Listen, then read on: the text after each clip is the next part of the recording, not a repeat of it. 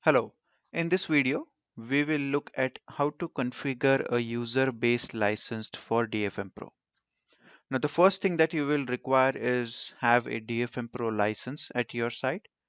And typically when we provide a DFMPro license, it will look like something like this. So in this license file, here you will find the name of the designated server and the MAC address or the host ID of that server mentioned in it. So this is the license file that will be used to configure the license on the server.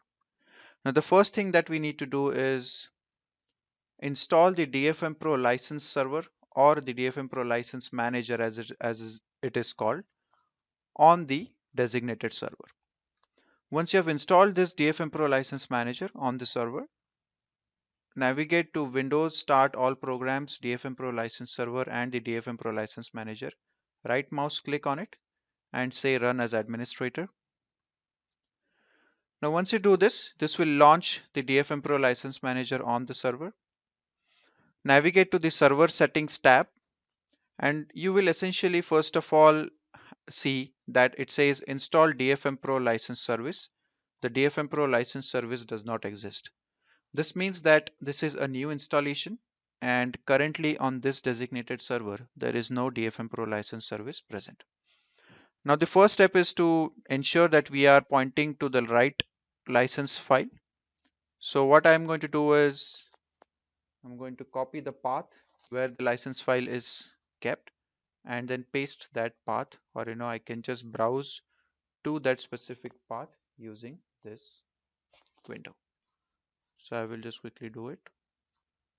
I say open, and now I have essentially ensured that I'm using the right license file for configuring this license. You can keep this log file path as default. That is not required to be changed at this point of time. And once you have done this, click on install DFMPro license service. As soon as you do that, it will now install the DFMPro license service on the system. It will take a few seconds for it to install. And once it installs, then we will start the service to ensure that the license is configured properly on this particular server.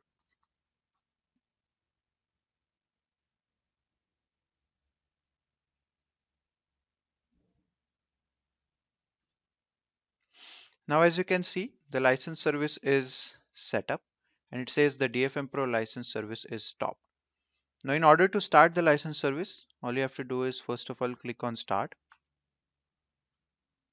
As soon as I click on start, it's essentially going to start the service by providing a message which says DFMPro license service is running. Now, this is the first step that you have to do in order to configure the license for your users. So this service license service setup on the server is complete. I click on apply and I say OK. Now the next step for you to do is to configure this specific license on the client machine. For that, you have to navigate to Start, All Programs, go to DFMPro, select the DFMPro license manager from the drop-down list for your specific CAD and click as Run as admin. Now here essentially it's first of all going to show you the status as failed because currently it is not configured, and now we need to go in and set up the license file. So you go to second tab, that is license setup tab, select the second radio button and specify the server name on which the license is configured.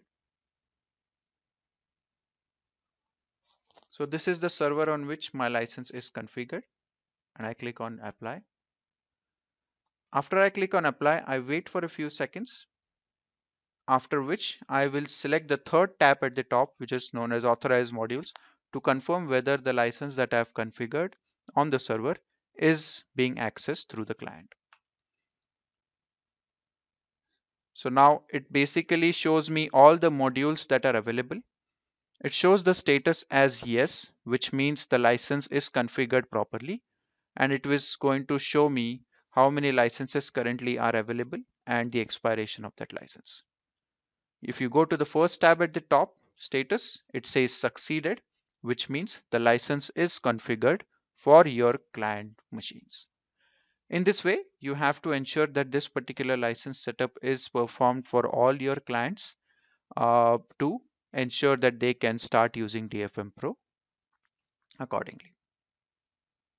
Thank you.